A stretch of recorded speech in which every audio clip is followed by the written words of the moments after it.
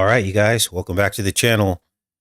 We are going to be doing the newest Final Destination movie from 2025 this year. It's called Bloodlines. And wow, they are disclosing everything right now. Here is the movie cover poster on the Wikipedia page. Now, somebody asked me to take some of the bass out of our mic, so let me know how these settings are with the mic. If you guys like this better or you want us to go back to the old way. You know, you never know if someone's trolling you or not. And so I don't know if I really need to take the bass out of the mic or not. So I want to give you guys the best listening experience. I don't want you to have to, fret over my technical difficulties. So I always try to get better. And that's why I ask you guys the question. Now, let's get into this decode. The film starts with a premonition. Now, this is insane. And the premonition is this couple visits what appears to be a knockoff of the Seattle Space Needle. And it's the first date. It's actually the opening day also of the opening of this Space Needle. And the year, I believe, is 1968 or something like that. And we all know what the Space Needle represents. It's been long established that the Space Needle is synonymous with Bill Gates, the Seattle portal gate master of the jab. Let me say that again. Bill Gates, the Seattle portal gate master of the jab. And this whole Space Needle, we did a whole decode on the Space Needle, the people who made it, why it was made, how it links into Bill Gates, the gatekeeper, gate master, who convinced the world basically to make the needle. Now, Bill Gates has doubled down on this. Just after Trump got reelected, he met with Trump and they talked about solving polio with another vaccine and whatever technology, this mRNA technology that they wish to bring to bear using artificial intelligence and all these other things. So Bill Gates is, for some reason, a very important person when it comes to talk about the V word. Now, let's keep going with this. So we're looking at a premonition now. Remember, this is like a dream that this woman had about basically everybody dying in the Space Needle in Seattle. Now, here's our first clue as to what this all really means. We see a blue-blooded crab and a copper penny. Blue blood crabs are copper-based blood. Now, we've done many videos of this all the way back to about 10 years ago. We realized that crabs are copper-based blood and humans have iron-based blood. And let's watch this.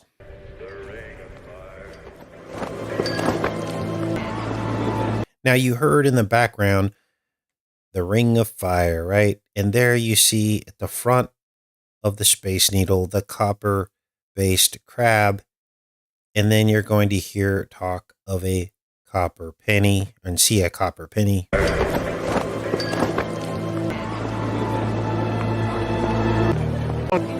Hey, don't steal coins from the fountain. It's bad luck.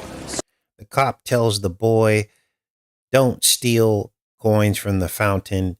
It's bad luck. So we have a third copper, which is the cop, right? Cops are copper. And the boy essentially is stealing the penny. Here's the boy here from this fountain. Now, let me break all of that down, what I just told you, because these are concepts that we've talked about before. The fountain is a metaphor for the womb. Now, listen closely, because this is all very, very important. If you don't understand these basic concepts, you won't understand the rest of the film. The fountain is a metaphor for the womb. Fountains, or small pools, are also called agams, A-G-A-M. A small, dark pool of water, also known as a swamp. And of course, the word agam is MAGA in reverse. Make America great again, right? Now, let's keep going with this. Let me check in with you guys. Because at this point, the boy removes the penny from the fountain, which again is the womb. And he is told that removing the copper penny from the womb is bad luck. Now, understand that all coins have a copper core, except for the penny. Well, in the year that the penny has on it, which we'll see in a minute, that penny actually is solid copper. I think it was 1982 when they took the copper out of the pennies and they only coated pennies with copper. But before that, they were solid copper. And all coins, nickels, dimes, and quarters, have a copper core. Now, let me check up here, see what's going on with the sound. If you guys are good with the sound, and we'll keep going with this. I promise you guys, we will get through these technical difficulties. Looks like everyone says the sound is good. Let's see, audio is great. Okay, good. Let's keep going, you guys. They look up the Space Needle. And here we get another clue. 12 sections around the needle. Now, I want you to start to conceptualize this needle as a hypodermic needle, a plunger needle, whatever you want to call it, that will deliver a payload, because that's exactly what it does. When we think about this, these 12 sections of the needle, what could this represent? Well, to me, it represents the 12 dark tribes of the devil. The blue bloods. Remember, the blue bloods are copper-based, and the penny literally loads up into the needle and will be delivered as a payload, as you will see in a few minutes here.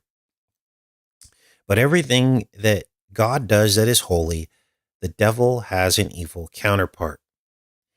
We've seen this all the way back to the beginning, where Cain and his children represented 6 generations of offspring whose names literally matched Seth's offspring. The names were almost identical. There were 6 Cain offspring and 6 Seth offspring with almost the same names. They were like doppelgangers. And then, of course, after that, we had the 12 tribes of Israel later in history. And I'm starting to wonder if whatever these 12 tribes of Israel knockoffs are, maybe they are the 13 bloodlines. Maybe that is the counterpart. I'm not sure. Now, at this point, the boy carries the copper up the syringe needle and delivers the payload by dropping the penny off of the top of the needle. In effect, this is the administration of the injection from the dark pool, from the Agam, from the MAGA. And it's at this point that death is triggered. Let's take a look. How far along are you? What? Oh, maybe 1 or 2 months. That's wonderful news. Here's the boy at the top. Now there is also the theme of pregnancy, which makes it even more obvious as we connect the dots to find out exactly what they're talking about. The boy throws the penny off of the top of the needle.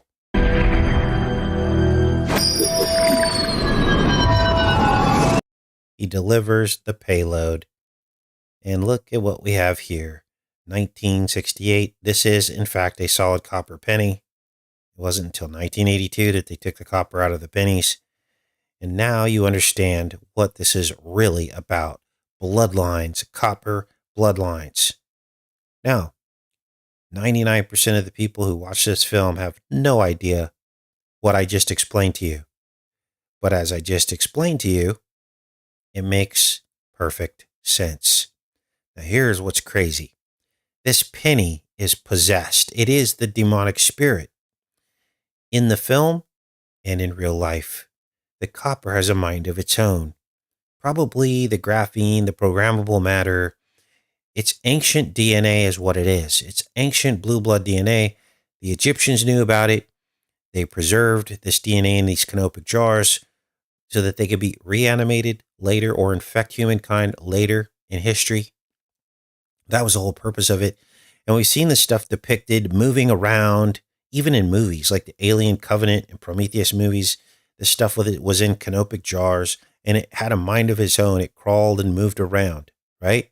You could call it magnetism or an evil spirit, an entity. And it's no different in the movie.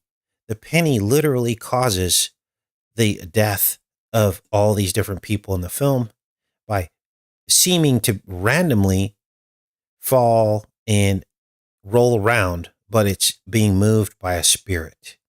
Now, some of you are blown away. If you're just tuning into this channel, you're listening to this, and you're going, why have I not ever heard these kinds of decodes before? This is insane. Well, welcome to the channel if you're new, because this is what we decode pretty much every day on this channel. Now, what else? Well, 1968, how many years ago was that? That was 57 years ago.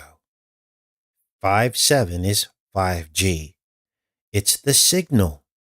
And I've been telling you guys from the beginning that there are two aspects to this, the injection and a frequency. I've never wavered from that. And here it is depicted again in a brand new film. Let's keep watching,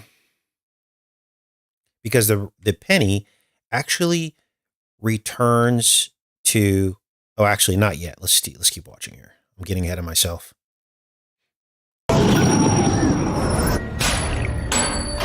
It's sucked into a ventilation shaft, and it stops a fan.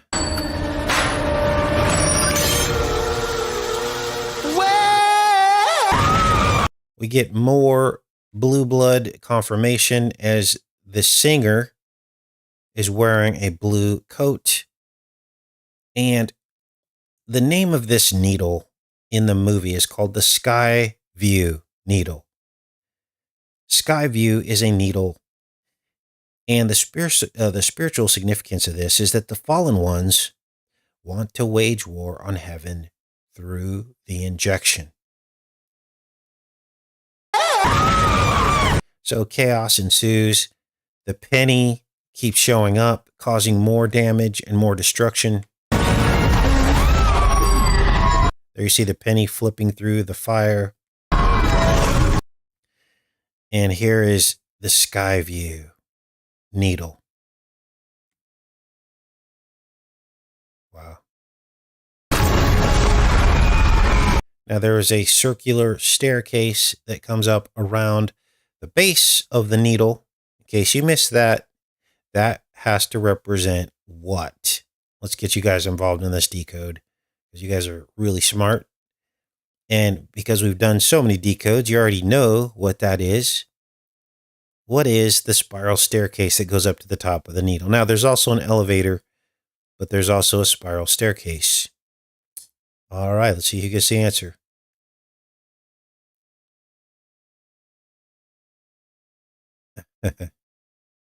You know, it's crazy. I saw a penny loafer. Remember, Michael Jackson had the penny loafers, the backslider, and they basically said that, he had almost anti-gravitic properties when he would backslide. It looked like he was floating on air. Wonder if there's some kind of technology in those penny loafers. We know that copper has all kinds of anti-gravitic technologies. Michael Jackson was a magician, you guys. Yes, Pierce got the answer. Kelly got the answer. A lot of you got the answer. The staircase is the DNA. Absolutely 100%. And now you're starting to put together the picture. This is an injection. It's DNA. It's copper. It's blue blood. It's all these things. Let's keep watching here. So the whole needle goes up in smoke. It falls apart.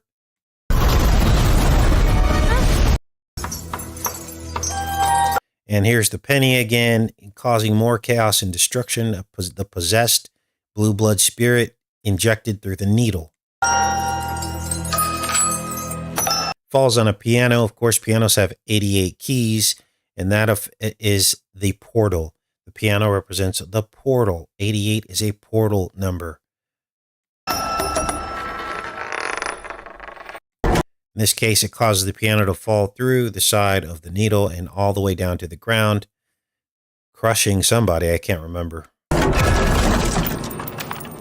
The penny rolls out and returns itself back to its source, which is the swamp. And this is where this pathogen came from. It's where they will say future pathogens came from, the swamp, or thawed tundra. They will say global warming. Oh, this is where it came from. It came from a thawed tundra. I'm shocked that they didn't even try to say that, CV-19 didn't come from that. Come from like the thawed tundra, just to add extra terror to people, to add extra fear, right?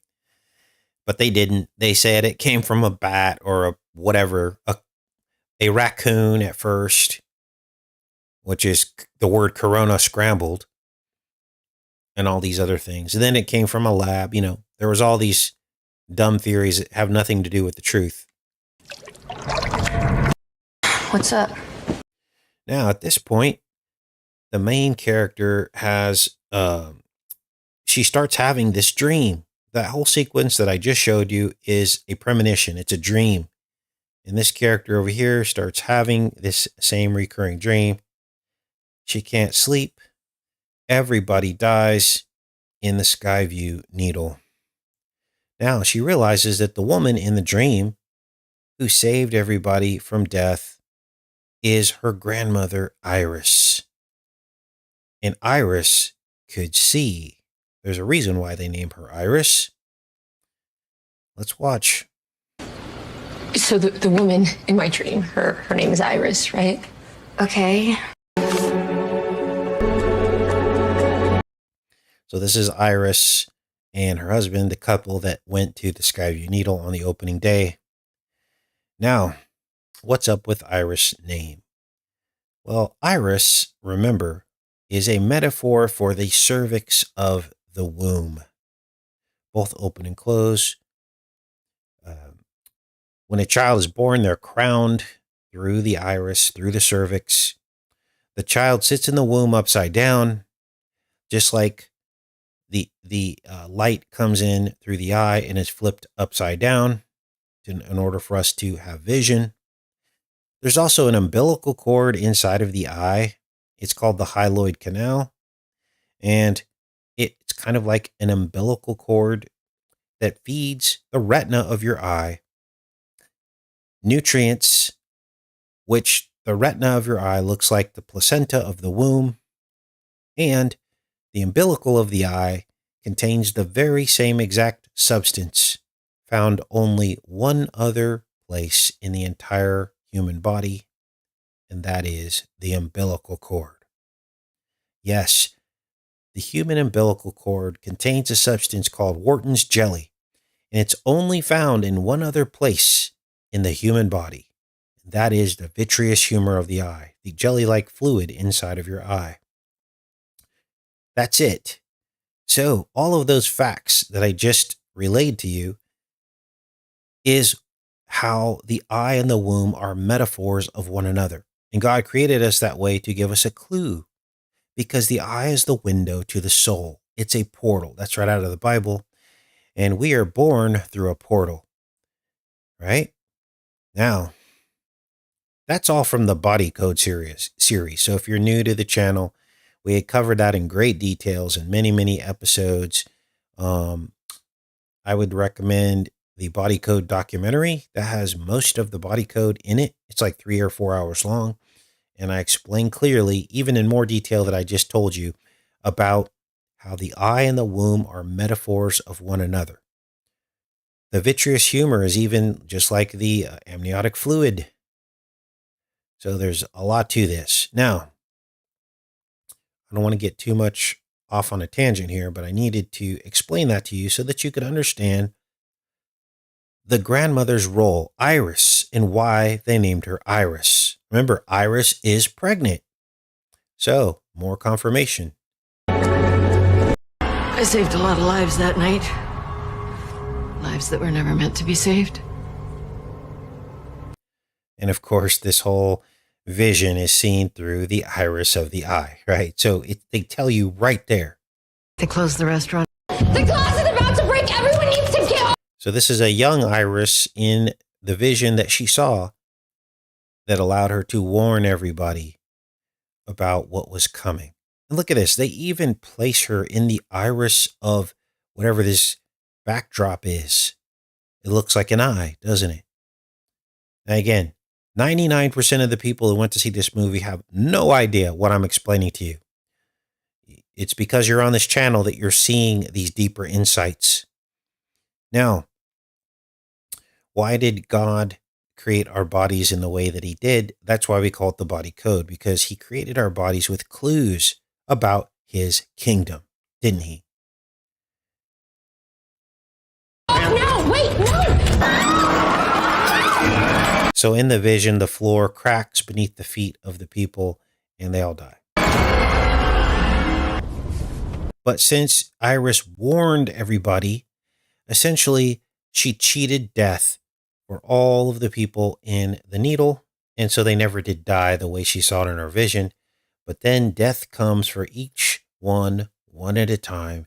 Death comes. And this is what Iris has to deal with, as she has basically sheltered herself away in a compound, realizing that if she dies, then the rest of her bloodline will die in succession. Now, the main character, the granddaughter, goes to visit her family to ask questions to try to figure all this out. And when she goes back to her family, they're all wearing like blue shirts with crowns on them. Let's watch. Are you pregnant? No, I'm not pregnant, Charlie. I don't know. Why would you even... That's not... you're in college. Okay, can you just... Hey, welcome to the club. Eric, dude, have you... Here's the first one. A crown with a blue shirt. Keep watching. looked any... I'm a little tired. Is everything okay? Oh. Different family member. Another blue and with crown. Hey. Look at you. And that's some kind of like beer. It's like a beer logo in the movie. Ew. So blue blood royalty confirmed. Now, next we're going to get a Pope Leo mention, I think. I don't really know. Let's take a look. Come here. Oh, sweetie. Professor Leo. This is her professor in the movie. And she's emailing him to try to figure out this whole thing. Now remember, this movie came out. This movie was created long before Pope Leo was selected. Right? They filmed all this. It may have released after he was selected, but all of this was already filmed. Death in the family. See this? Death in the family. That's death in the Pope family, the papal family. Professor Leo. And I don't know if Pope Leo is a professor or in some role, but basically they already knew who the Pope was going to be in this movie. And as she's typing this, she hears the wind chimes. And they're golden wind chimes. Now, I looked to see if there was a connection to the papacy and the Vatican and wind chimes and Pope Leo, but I couldn't really find anything about this at all. And now, if you guys know of a wind chime connection that could kind of confirm the death in the family, Pope Leo, already selected when this movie was filmed, then maybe you can help me out here. Let's go into the chat and see, and then we'll finish up this decode. But this is shocking, isn't it? It's literally shocking. Okay, I'm in the chat. So, is there any wind chime connection? I think he was or is a teacher. Wow, says T. Let's look him up. Let's do a little live off the cuff.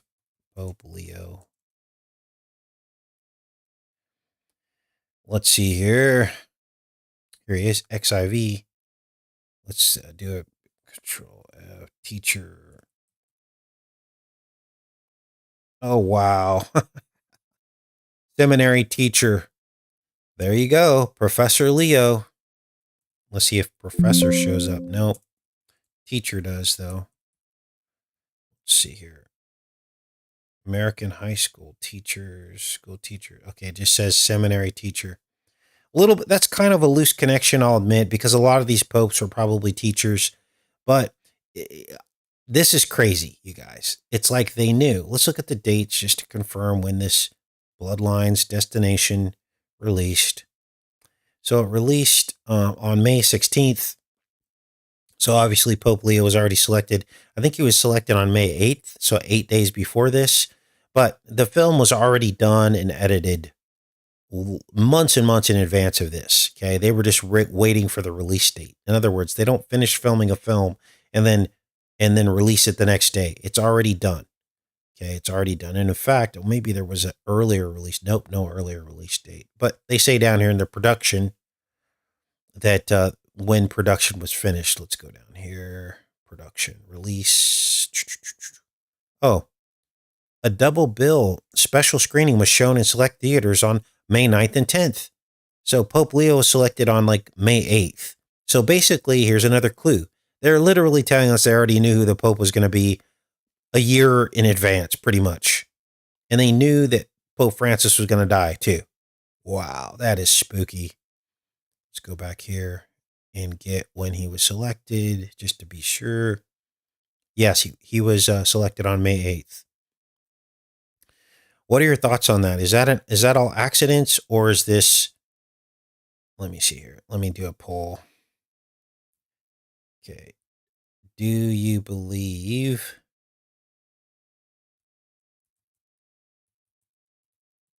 based on what we just saw that Francis death and Leo appointment was depicted? Okay. Now these polls just help other people who are new to the channel understand that we're not making all this up, that this isn't some kind of trick, that we're not stretching things. This is a real research channel. Okay. So most of you say 100%, 94%. Let's let that poll ride for a while. We should probably use bells instead, says Crystal. Okay. There, Pan's pipes. Yeah, I looked for connections to maybe the organ at the Vatican, but, their pipes too. I guess that's a little bit more of a loose connection. But most of you believe that that was what they were getting at with Professor Leo. I mean, you're turning our dad's death into some kind of conspiracy theory. Now, here's where we get into more programming as the main character finally figures out everything that's going on, that they're basically, death is coming for her entire bloodline. And she shows definitive proof that death has already come for everybody before them, but the family still won't believe her. They think it's a conspiracy, even though she shows a very, very believable argument. They're completely unable to understand even the basics of how dots connect. And this is how the enemy gaslights us. They literally tell us what they're going to do before they do it, which has been proven time and time again on this channel. But this is the daily battle that we wage, isn't it? You can show people the most profound evidence and still very, very few people will believe it. Let's watch and listen, because this is the story. What is wrong with you? No. It's not a conspiracy theory. This is so messed up. I know how convincing all of this can be, but it's not real. How can you say that? Seth, enough! We're all gonna die. Stop! I can't listen to this. Stephanie, if you can see how all of this fits together, we might have a chance. So finally, more family members die, and they finally get it. They're like, oh, we better live. But it's already too late. Like, they basically, her own family sabotages her from saving them. And this is what we got to deal with, right? You can put in so much work and show people the truth, and they still won't see it. They're in denial. something has changed in humanity. We're run by emotion now. I think also it has to do with figures of authority. We've been brainwashed only to believe people that have titles and authority. Also, there's a lot of disinformation out there that distract people. The internet's been flooded with fake truth channels that just make up things for or copy other people's channels for sensationalism and really aren't getting to the core of these themes that are persistent and happen over and over and over again. Kind of like this, the needle and the blue blood and the copper. We've been talking about that for about a decade, right? So now you recognize it. Whereas in the beginning, someone might say, what are you talking about? A blue crab with blue blood and copper pennies and going up a hypodermic needle? That makes absolutely no sense. But now it makes all the sense in the world because we've cracked the code, right? But if you're just dropping in from the outside and you're just seeing this channel for the first time, this all seems foreign. It seems fake. It seems like a stretch. It seems like dots are being connected that aren't supposed to be connected. So let's keep watching here. Stephanie, if you can see how all of this fits together, we might have a chance. So they finally start waking up. They're like, oh, wow, we're getting picked off. This isn't an accident. So at this point, we get to the end of the movie and they think that they've cheated death by dying and then being resuscitated. But because her heart never stopped and she only drowned, the curse is not broken. And so the last two in the bloodline, they think that they're safe, but they're really not. I mean, it's everything in Iris's book. It's like an equation. It's math. And so what ends up happening is that the final destination ends up being the final confirmation of the blue bloodlines. How? Well, look at your screen. The last two in the bloodline are killed by a derailed serpent train. And each of them is smashed by two massive logs, one at a time. This is the main character. She got smashed with the log, and this is her brother. And a log comes and smashes him. I kind of spared you the graphic because it's kind of disgusting how they get smashed by the log. But essentially what you're looking at is the two shots, the two fangs of the serpent. Now, remember, the train is the serpent. Now, the only thing that they could have done to make this even more exact, which I believe they do these one-offs so that there's infighting, so that people don't believe it, so that it gaslights the people like me trying to show you the truth. They do it one-off so that there's cognitive dissonance. So people could say, dude, you're stretching it. You're stretching it. No, that's a train in the background, and these two logs are the fangs of the serpent, and it's a serpent. They made them logs, but if they would have made them hollow pipes, it would have been too exact, and people would have started to wake up. They would have been like, whoa, those are two fangs coming out of a serpent with hollow needles. That's the shot in the booster. Unbelievable. Now, there's another aspect to this as well that could tie into this scene here. Maybe the plank and the speck parable that Jesus spoke about. The plank and the speck in the eye, in the iris, which of course is the name of the character in the film. Pretty crazy stuff, right? So that's what I wanted to show you on Final Destination Bloodlines. Now I'm back in the chat for a bit. Thanks everybody for showing up. It looks like we have a couple new channel members. Thank you and welcome. What are your guys' thoughts on all this? Now about 80, almost 90% of you think that one scene was about a pope that had not even been selected yet. So that's cool. 131 votes. Thanks for your input on that. Sherry doesn't see it pointed out for me. What's your question, Sherry?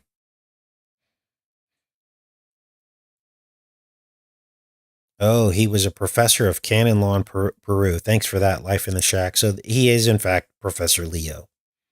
More confirmation. Plank here is no longer drawing a blank, says Roy. Okay. All right. Yes, they turned things upside down.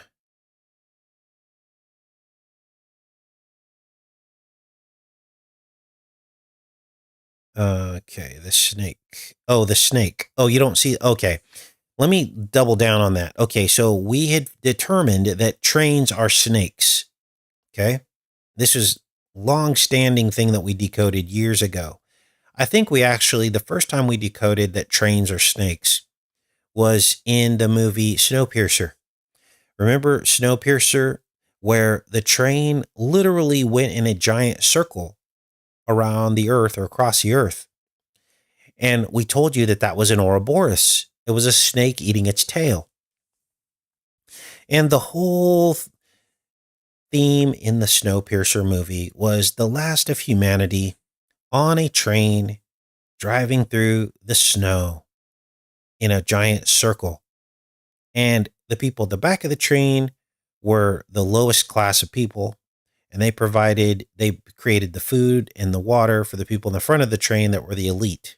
And I told you that was a metaphor for this life. Okay. We're all stuck on the Ouroboros of time. We're stuck in this tree of the knowledge of good and evil. And we're trapped here until Jesus Christ comes back and we're released and we go into eternity with a new heavens and a new earth and everything's better under Christ's rule instead of the devil's rule.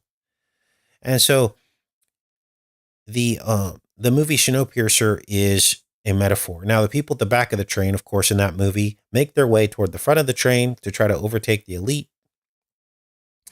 And so that's where we had first started to realize that trains were snakes.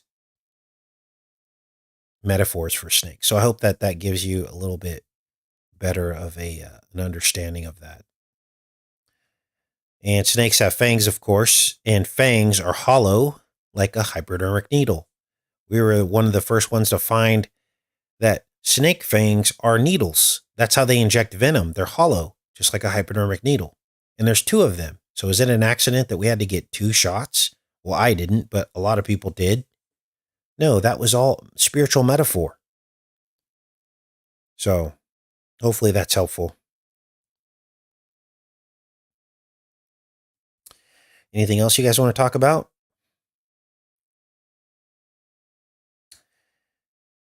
Yes, I saw The Apprentice, Tabby, and we actually decoded that film. It's on the channel here under the live shows. The Apprentice, which is the movie that they did about Donald Trump. Yes, Snakes on a Plane, Neil. Thank you for reminding us. So, what is Snakes on a Plane really? Well, it's the payload. What is it? What is an airplane? It's a fuselage. It's a hollow needle. That's exactly what an airplane is. A hollow needle with wings. A feathered serpent. The snakes on the plane is the payload. It's the injection. It's what's inside of it. Venom. All right. Great one.